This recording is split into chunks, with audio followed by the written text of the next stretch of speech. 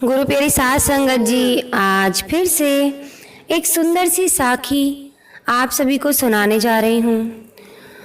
गुरु प्यारी साध संगत जी, आज की जो साखी है वो है और परमात्मा मिल ही गए। आखिरकार परमात्मा मिल ही गए। तो आइए गुरु प्यारी साध संगत जी सुनते हैं आज की ये सुंदर सी साखी, जो हमें बताएगी कि परमात्मा हमें ना जाने किस रूप में मिल जाते हैं। कई बार हम उन्हें पहचान लेते हैं और कई बार हमें बहुत देर हो जाती है पहचानने में। जो इंसान अपने मिले परमात्मा को पहचान लेता है वो अपने प्रारब्ध से तर के और अपने परमात्मा में विलीन हो जाता है, और जो नहीं पहचान पाता गुरु प्यारी साध संगत जी, उसे फिर कठिनाइयों का सामना करना पड़ता है। तो आइए गुरु प्यारी साध संगत जी सुनते हैं आज की ये सुंदर सी साखी। ये कहानी है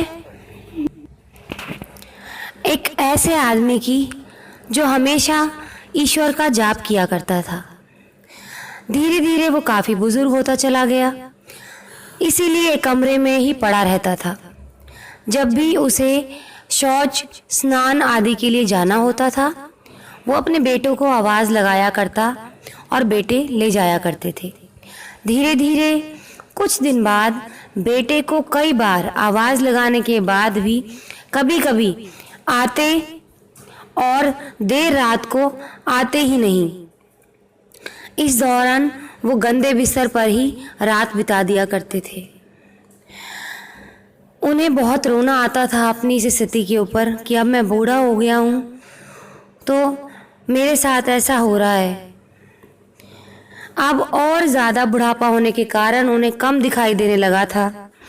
एक रात को निवृत्त होने के लिए जैसे ही उन्होंने आवाज़ लगाई, तुरंत एक लड़का आता है और बड़े ही कोमल स्पर्श के साथ उनको निवृत्त करवाकर बिस्तर पर लिटा देता है। अब ये रोज़ का काम हो गया। अब नियम से वो लड़का आए और उनको शौच और स्नान आदि करा के चला जाता था। एक रात को उनको शक हो जाता है कि पहले तो बेटों को रात में कई बार आवाज़ लगाने पर भी वो नहीं आते थे और मैं खराब कपड़ों में, खराब बिस्तर में पूरी रात बिता देता था, लेकिन ये तो आवाज़ लगाते ही दूसरे क्षण आ जाता है और बड़े कोमल स्पर्श से सब निवृत्त करवा देता है।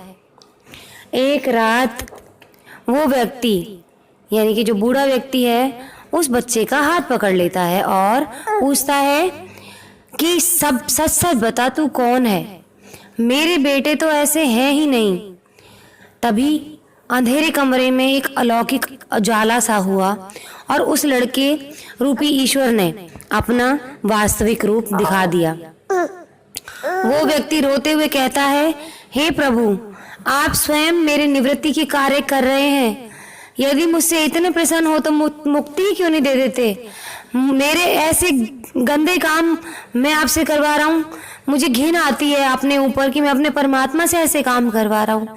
कृपा करके मुझे मुक्ति दे दें अगर आप मुझसे खुशी हैं तो परमात्मा कहते हैं कि जो आप भुगत रहे हैं वो आपके प्रारब्ध, यानी कि पिछले जन्म के कर्म हैं। अगर मेरे सच्चे साधक हैं, हर समय मेरा नाम जाप करते हैं, इसलिए मैं आपके प्रारब्ध भी अपनी सच्ची साधना के कारण स्वयं कटवा रहा हूँ। तो इस पर वो आदमी कहता है कि क्या मेरे प्रारब्ध आपकी कृपा से भी बड़े हैं क्या? क्या आपकी कृपा मेरे प्रारब्ध नहीं काट सकती है? परमात्मा कहते हैं कि मेरी कृपा सर्वोपरि है। ये ज़रूरी आपके प्रारब्ध काट सकती है, लेकिन फिर अगले जन्म में आपको ये कर्म दोबारा से भुगतने आना होगा। यही कर्म नियम है, इसलिए आपके प्रारब्ध मैं स्वयं अपने हाथों से कटवा रहा हूँ ताकि तुम इस जन्म मरण के बंधन से मुक्त हो जाओ, ये दर्द दोबारा सहन ना करो और वापस मुझ में आके विलीन हो जाओ। तो इस पर परमात्मा कहते हैं कि मैं अपने हाथों से तेरे कर्म कटवा के तुझे मुक्ति देना चाहता हूँ, क्योंकि तूने मेरा इतना नाम जपा है इस जन्म में। अब मेरा मन नहीं करता कि तू कुछ और दुख भोगे। मैं चाहता हूँ कि तेरे जो पुराने कर्म है इसी जन्म में कट जाएं और तू वापस मुझ में विलीन हो जाए। तेरी मुझे भी बहुत याद आती है जब तू यहाँ से अकेला तड़पता हुआ मुझे पुकारता है। अकेले तुझे ही मेरी याद नहीं आती, मुझसे बिछड़ने पे तुझे ही दर्द नहीं होता। मुझे भी उतना ही दर्द होता है जितना कि तुझे मुझसे बिछड़ने पे होता है। इसलिए मैं खुद आ गया तेरे कर्म कटवाने के लिए।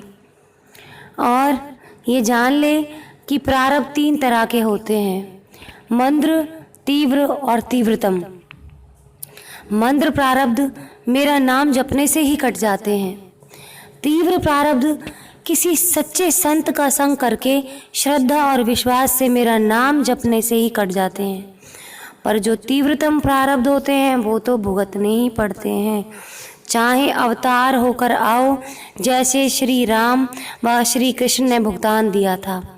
लेकिन जो हर समय श्रद्धा और विश्वास से मुझे जपते हैं उनके प्रारब्ध मैं स्वयं साथ रहकर कटवाता हूँ और तीव्रता का एहसास भी नहीं होने देता।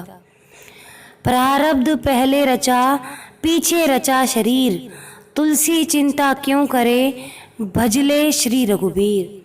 तो गुरु प्यारी साध संगत जी, हमें अपने कर्म काटने हैं तो हमें परमात्मा का नाम निरंतर जपते रहना होगा, उसकी सेवा करनी होगी, निस्वार्थ उसको याद करना होगा।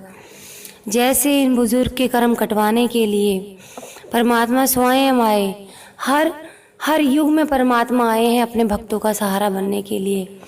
द्रौपदी के पास आए उनके भाई बनकर, प्रहलाद की जान बचाई, आग में से जलने पे कितने लोगों से जान बचाई। गुरु प्यारी साध संगत जी, परमात्मा ऐसे ही अवतार लेते हैं अपने भक्तों की दुखों को हरने के लिए, उनके प्रारब्धों को काटने के लिए। तो गुरु प्यारी साध संगत जी, जब तक कि प्रारब्ध कट नहीं जाते, हमारे कर्म कट नहीं जाते, हमें मुक्ति नहीं मिल सकती। और जब हम अपने कर्मों को काटते हुए परमात्मा को याद करते हैं तो परमात्मा आखिरकार हमें मिल ही जाते हैं। ऐसे ही हमारे कर्म कटवाने वो हमारे साथ, हमारे दोस्त बनकर, हमारे अपने बनकर वो हमारे साथ रहते हैं और हमारे कर्म कब कटवा जाते हैं हमें पता ही नहीं चलता। तो इसलिए गुरु प्यारी साध संगत जी, हमें जो गृहस्थी मिलती है, जो रिश्ते मिलते हैं, जो नाते मिलते हैं, ये कहीं ना कहीं परमात्मा का स्वरूप है, कहीं ना कहीं हमारे कर्म हैं। ये जैसे ही कट जाएंगे यही हमें हमारे कर्म कटवाते हैं। तो गुरु प्यारी साध संगत जी, जैसे ही हमारे कर्म कटेंगे वैसे ही हमें मुक्ति मिल जाएगी, वैसे ही हमें मुक्ति मिल जाएगी और हमें परमात्मा मिल जाएंगे। तो गुरु प्यारी साध संगत जी, रोज परमात्मा का ध्यान करें, अपने कर्मों को काटने के लिए अपने इस जन्म में जो रिश्ते नाते मिले हैं उनके प्रति अपने दायित्व को निभाएं।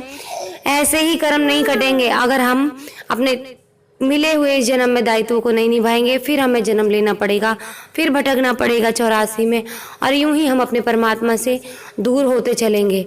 अगर हमें उस अपने परमात्मा के पास जाना है तो हमें अपने कर्म निभाने पड़ेंगे, और कर्म इस जन्म में हमें रिश्ते नातों के रूप में मिले हैं। तो अपने रिश्ते नातों की कदर करें, वो कहीं ना कहीं उस परमात्मा का स्वरूप है जो हमसे इस जन्म में हमारे कर्मों को कटवाने के लिए आए हैं।